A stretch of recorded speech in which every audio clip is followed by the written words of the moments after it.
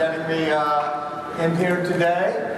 It's a great pleasure to be talking to AdTech, because the whole point of AdTech is connecting emotion to technology, and that was the whole point of Steve Jobs' life and career. There were people in this world who were probably better technologists. I think even Steve would admit, at least every now and then, that Bill Gates was a better technologist. And certainly there were people who were more emotional as artists.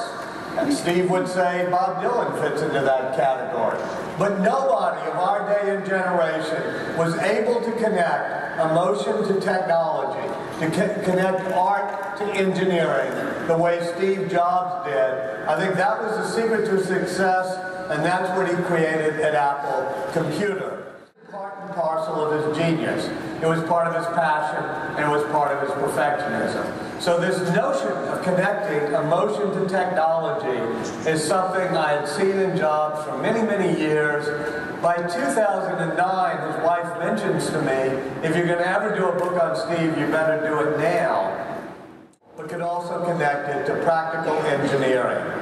As many of you know, he grew up in California, the adopted child of an auto mechanic, actually a repo man. He used to repossess cars for the finance company when people didn't pay it, and then he would fix up the cars and sell them. Paul Jobs was a perfect salt-of-the-earth father for Steve. Paul Jobs had never gone to college. In fact, he dropped out of high school to join the Coast Guard during World War II. But he had a real appreciation of craftsmanship. And as Steve was a young kid, he would sit in the garage with his father and look at the end-to-end craftsmanship that went into a car. How the car manufacturer had integrated everything, the engine, the drivetrain, the chassis, but also the design. And Steve always felt that all products should have that end-to-end integration that he loved watching his father do when he helped fix up cars. I remember Steve walked me around the old neighborhood near Cupertino where he grew up. And his dad was building a fence around the backyard of their house. And his dad told him, you have to make the back of the fence just as beautiful as the front of the fence. And Steve said, why? Nobody will ever know. And his father said, you'll know. And that's the mark of a good craftsman, to make the parts unseen just as beautiful as the parts you can see. So that too becomes part of what Steve Jobs does. Whether it's the first circuit boards or the Macintosh, all the way to the end, the parts unseen have to be beautiful. Meeting at Homestead High School, a guy who had recently graduated from the school, Steve Wozniak. And they start pulling a lot of pranks. Pranks that involve searching out Bob Dylan albums, but also the bootleg tapes and figuring out how to replicate them, but also doing things like ripping off the phone company with the blue box that Wozniak was able to design that could replicate the tones of the bell system so you could make long-distance phone calls. They even called the Vatican at one point using one of these. And Woz pretended to be Henry Kissinger and says, I want to speak to the Pope. I am at a summit meeting. And after a few hours of back and forth, they were about to get the Pope, and I think they figured it out over at the Vatican that it wasn't really Henry Kissinger. That notion of geeky electronics, that notion of being a misfit and a rebel with it, that really appealed to Steve. And what Steve figured out, starting with the blue box, was that he could take Woz's designs and actually package them. So it wouldn't be some little circuit board in which you could make a phone call, but it'd be carefully put into a case, and they'd market it to all of their friends. They sold a couple of hundred of them, and that's how Apple Computer was born. Integrated product, end-to-end, tightly integrated, that helped spark the home computer revolution. I'm not sure that many people here are old enough to remember the Altair and the Apple II and others, but it was the Apple II that finally allows you to bring a computer home, take it out of a box, and actually use it. There was one argument that Woz and Jobs had about the Apple II. Woz wanted to have a lot of slots. He wanted to be able to be opened up. He wanted people to be able to jack in and put their own circuits in, their own peripherals, to put in their own software if they wanted to. Jobs said, no, we don't want that. No slots, no way to open it. They have an argument, and Woz actually thinks of quitting. And Woz wins the argument. The Apple II had about 8 slots in it, in addition to the ones that were necessary to be used. So people could hack into it, people could do whatever they wanted with it. This causes a split between Woz and Steve Jobs, because when Steve starts working on the on the Macintosh, he wants it to be an end-to-end controlled appliance. It is the essence of what Steve Jobs' greatness, and also to some extent his weakness was. He was totally controlling, and it came from his childhood. And he believed that if you had a passion for perfection, if you wanted to make a product insanely great, you had to control the hardware, the software. You couldn't let people jack in. You couldn't open it up. You couldn't put your own operating system on Macintosh hardware, or use the Macintosh hardware, use the Macintosh operating system to be licensed out on another piece of hardware. And that end-to-end integrated control becomes a signature of really the artist that Steve Jobs felt he was. Macintosh, you just pull it out of the box, it smiles at you, it says hello on the screen, and it's a computer everybody can use like an appliance. Steve went to Macy's to look at the Cuisinart machines so that he could have the beautiful appliance-like feel to it. And it was that end-to-end integration that caused it to be such a revolutionary machine. Of course, was the graphical user interface, which Steve and his team had been able to see at Xerox PARC as part of a financial deal. People sometimes say, well, you know, he just took the graphical user interface from Xerox PARC. But once he saw it, he realized that between the conception and the execution falls the shadow, as T.S. Eliot said. Xerox didn't know how to execute on something like this. Graphical interface, and make it so that you can move the folders and the icons and the documents on the screen, move them around with the mouse, which is not something that Xerox did. They created the pull-down menus. They created the notion of double-click and other things. When people say it was Xerox who did that work of art, I say, yeah, but Xerox actually came out with the Xerox Star and the Xerox Alto. They sold about 300 machines, i.e., it totally flopped. When the Macintosh comes out, it sets the world on fire.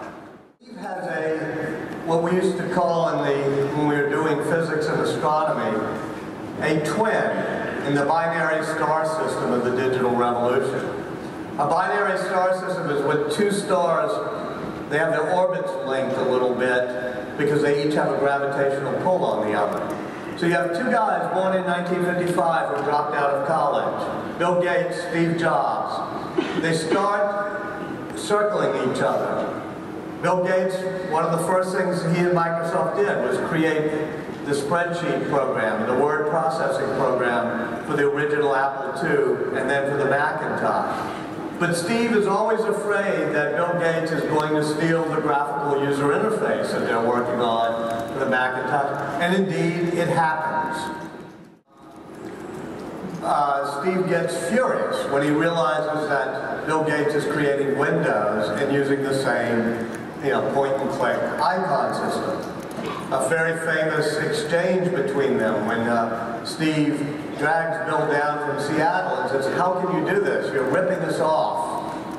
Uses a lot more colorful language than that. And Bill Gates says, no, I don't think I'm ripping you off. It's like both of us broke in. It's like we both had an uncle and broke into his home, and his uncle was called Xerox, and we both stole the same thing from Xerox. When he came back to Apple was worth 1/50th of what Microsoft was worth in 2000. By 2010, Apple was worth more than Microsoft. By now, it's worth twice as much as Microsoft, and Apple is, on and off in the past month, the most valuable company on earth. A lot of people came to visit him. But one of the, I was there in Palo Alto when Bill Gates decided he wanted to come visit 2 months ago. Steve is not the most gracious human being. There's a lot of anecdotes in the book about how nasty he can be, but I try to weave it into how it's part and parcel of his passion. But when he first heard that Bill wanted to come visit, he muttered a few things, and the meeting never happened. But eventually Bill Gates was down in Palo Alto, just comes to the back door of Steve's house, knocks on the door, comes into the kitchen, finds Eve, the youngest daughter, there doing her homework. Bill says, "Is your dad here?" And she points to the downstairs room, because Steve was very sick and didn't go upstairs very easily, where Steve is resting.